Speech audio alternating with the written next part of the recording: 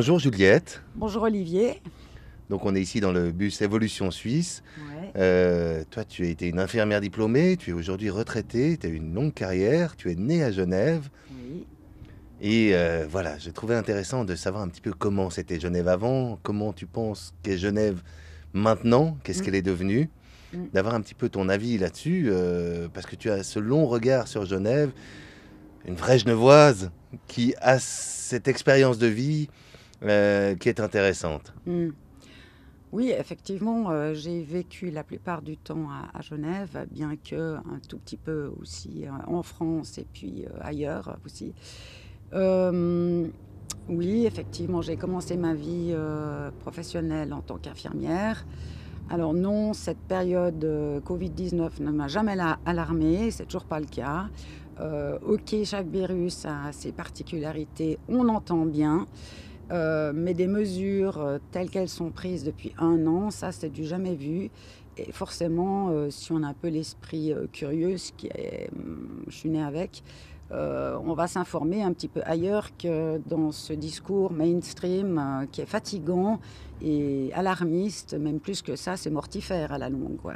Donc, Mortifère. mortifère, je trouve, oui, parce que je trouve que c'est un euphémisme de dire que c'est, comment dire, anxiogène. Anxiogène, je trouve que c'est que le prénom, parce qu'à la longue, je veux dire, quand on assène les gens de cette façon-là, d'abord, je trouve que c'est un discours qui est infantilisant. Je veux dire, les mesures, on les a compris, on nous les a données dès le départ, ok, mais on nous les répète, on nous les répète, on va à la micro, on nous répète la même chose. Je trouve que c'est une drôle de façon de s'adresser à sa population. Ça m'interpelle, quoi. C'est une Mais qu'est-ce chose. qu'il faudrait faire alors en tant qu'infirmière? Comment est-ce qu'il faudrait gérer un virus comme ça qui se propage tout à coup? Qu'est-ce qu'il aurait fallu faire? Alors, il y a, pour m'être bien informé, il y a d'abord comment la doctoresse Astrid Stuckelberger qui dit qu'il y a eu des protocoles très précis qui avaient été mis au point pour gérer des pandémies. C'est le cas aussi en France. Ça pas du tout, ils ont appliqué, ils ont fait l'envers du bon sens, quoi. Semble-t-il, ça n'a pas du tout été appliqué. Et effectivement, je veux dire, à commencer par s'il y a des infections qui se répandent rapidement, effectivement, on prend des précautions, mais d'abord, on isole les malades. On ne va pas confiner toute une population saine parce qu'il y a un virus qui circule. Pour moi, c'est une aberration de procéder de cette façon-là, quoi. D'isoler les gens malades, certes, de porter un masque si on est dans un espace comme on le serait maintenant, si un des deux est malade, certes, mais pas dans la vie courante et certainement pas à l'extérieur.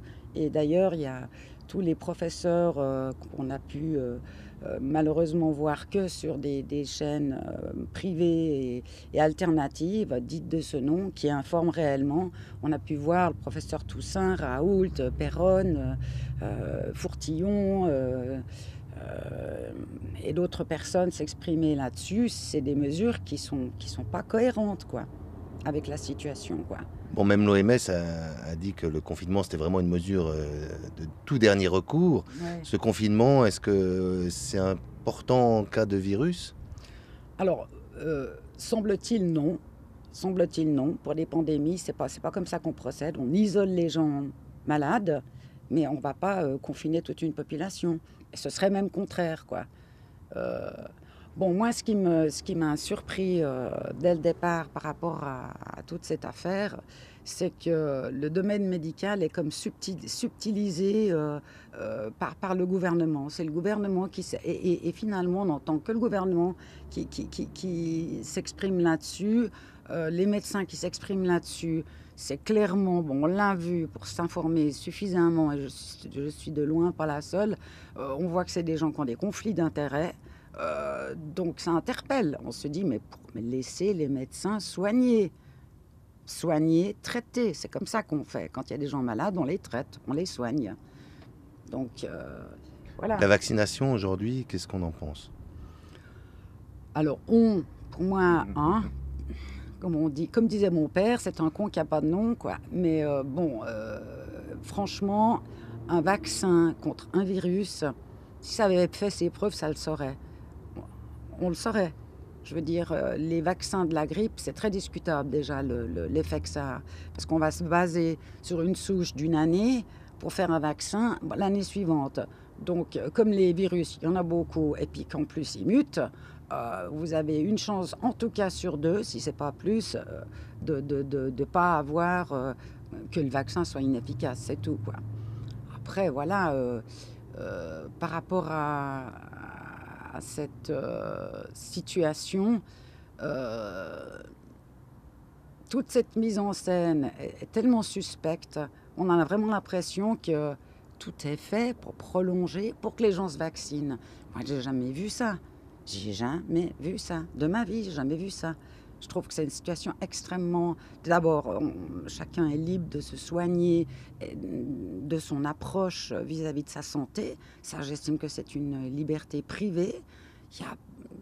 Depuis quand l'État s'occupe de, de dicter des mesures de santé à ses citoyens? Je trouve ça extrêmement... moi, je suis choquée de ça.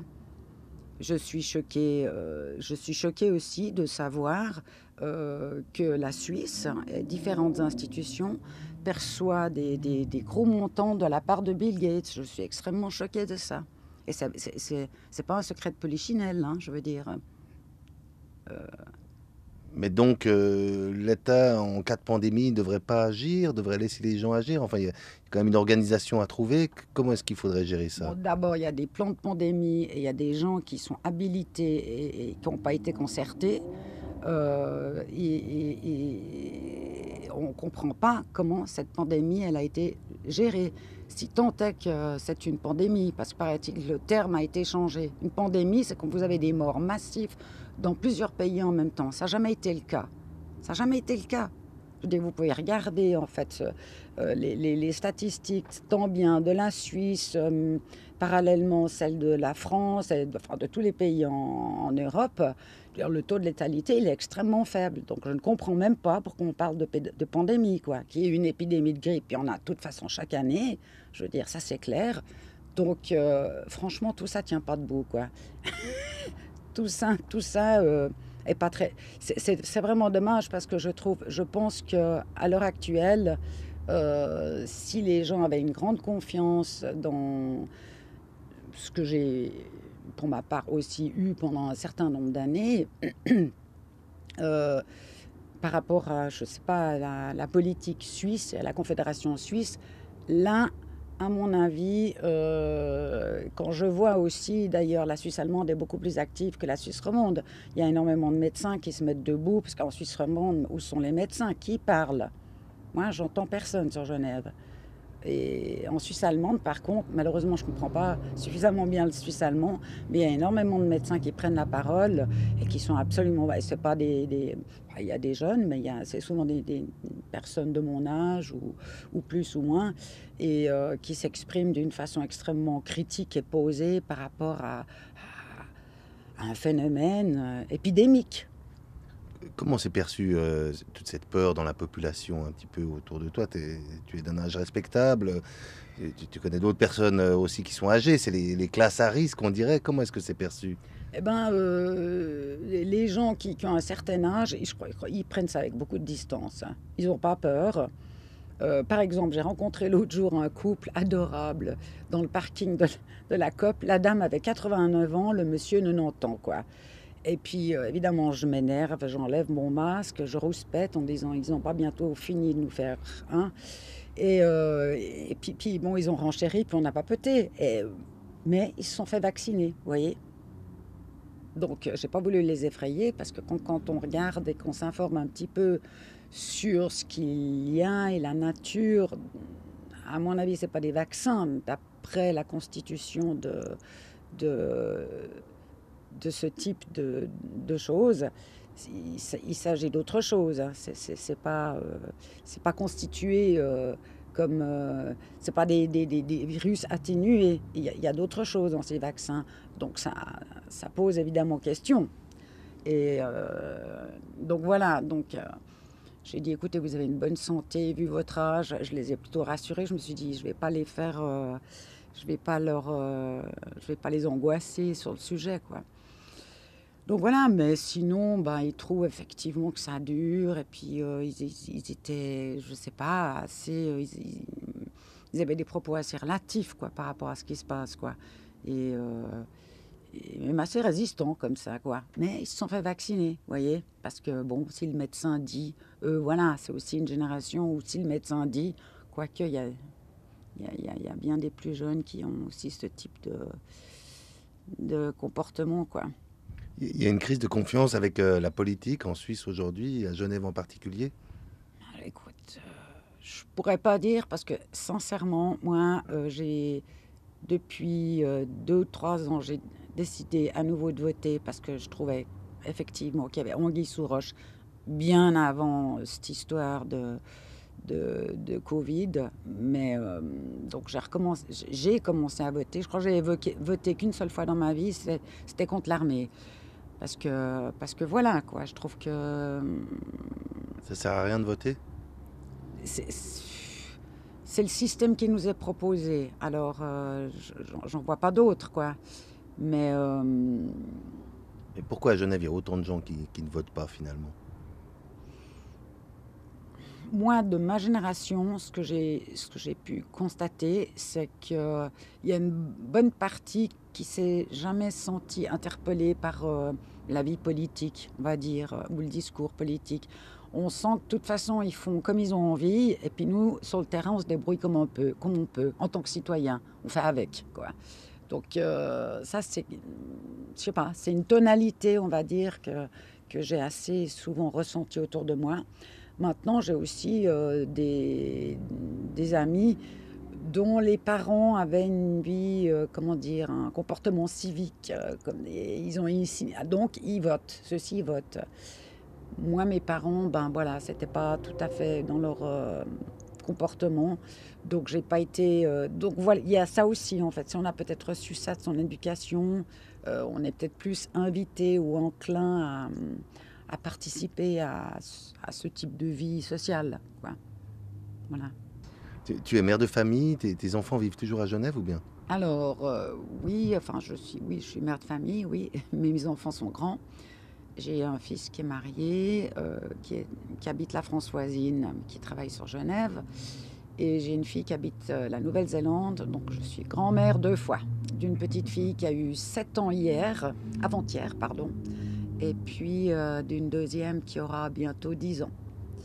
Donc voilà. Et pourquoi est-ce qu'on part en Nouvelle-Zélande quand on est à Genève? C'est pour des raisons de cœur, de profession? Alors, ça rejoint un petit peut-être le propos que je tenais, parce que ma fille, en 2002, part faire un stage en Nouvelle-Zélande pour apprendre l'anglais. Et comme c'est quelqu'un d'assez vivant et de créatif, elle a été séduite tout de suite par l'atmosphère de ce pays. Bon, bien entendu, elle y a rencontré son mari. Donc ça a fait qu'en 2004, définitivement, elle a émigré là-bas. Mais c'était l'atmosphère. Elle trouvait que, et c'est vrai, elle me disait, mais moi à Genève, c'est pas question que j'y habite, quoi. Elle trouvait que cette vie, c'était, oui, qu'il y avait quelque chose de plombé, de morose. Et c'est vrai. Mais c'est vrai à Genève, et c'est vrai aussi en France, parce que j'ai des amis à Paris, et je me souviens de nos longs téléphones, notamment avec une amie, et elle me décrivait des phénomènes qui étaient tout à fait actuels, ou pas encore actuels, et puis je lui disais, ah bah, si tu parles de ça à Paris, je pense que d'ici 2 ou 3 ans, ça va arriver à Genève, quoi. Vous voyez? Donc voilà. Bon, eh bien merci beaucoup Juliette pour Bah, cet écoute, entretien, cette rencontre dans ce bus Évolution Suisse. Tu soutiens Évolution Suisse, c'est gentil. Pourquoi est-ce que tout à coup ce soutien, cet engagement politique finalement de se remettre à voter, de soutenir un candidat qui sort de nulle part? eh bien, dans cette période où tout stagne et il n'y a pas de direction claire, et je ne sais pas, une atmosphère politique et des constats que j'ai pu faire du monde institutionnel, je trouve que ça, oui, voilà, c'est pas satisfaisant. Et donc, plutôt que rouspéter dans son coin, je me suis dit, bon, ben voilà, qu'est-ce que je. Donc, j'ai recommencé à voter en m'informant un petit peu plus. peut-être avec des points de vue un peu plus appuyés aussi, vu mon parcours professionnel. Bref, tout ça a mûri et il me dit mieux vaut faire quelque chose que rien, quoi. Donc c'est un petit peu aussi pour ça que j'ai accepté cette interview. Je me dis, ben, c'est l'occasion aussi par solidarité citoyenne, de faire entendre mon petit son de cloche pour les tout petits sujets qu'on a pu aborder, quoi. Je sais pas si, j'espère que ça peut apporter, que ça peut résonner juste en tant que bon sens, quoi. Comme je disais, c'est Socrate qui disait le bon sens est la chose du monde la mieux partagée. Alors c'est dans cet esprit-là, on va dire. Ouais, je te remercie d'avoir accepté cette interview aussi parce que c'est vrai quand je t'ai rencontré, ben voilà, les personnes comme toi qu'on rencontre, eh bien c'est un enrichissement interpersonnel un peu. C'est vraiment à chaque fois une richesse supplémentaire qu'on reprend avec soi de rencontrer quelqu'un comme toi. Donc je te remercie vraiment de ton temps, de ton engagement. Et puis j'espère qu'on aura l'occasion de se revoir de nombreuses fois. Ben oui, écoute, merci à toi parce que c'est vrai que dans cette période, on s'informe. Moi, avec quelques amis, on s'informe. Et des espaces de partage et des espaces de débat, ils font cruellement défaut. Et ben, des espaces de partage comme ça, c'est agréable, quoi. Donc moi, ça m'a fait aussi plaisir de parler avec toi et d'échanger, quoi. Super, eh bien on sera encore dans le bus Évolution Suisse, hein. Toute la campagne c'est jusqu'au 7 mars, mais après il y a un deuxième tour très certainement. On ne sait pas ce que vont sortir les urnes, mais très certainement il y aura un deuxième tour. On continuera à tourner avec ce bus. C'est vraiment un espace de rencontre où, voilà, l'idée c'est de pouvoir rencontrer, partager, et puis via la vidéo, ben aussi partager plus loin, faire résonner plus loin, et puis construire ensemble, trouver ce qui est juste à faire et le faire ensemble. Mhm. Donc Bon, ben alors, je encore, partage cet esprit alors. Mm. Très bien, merci. merci.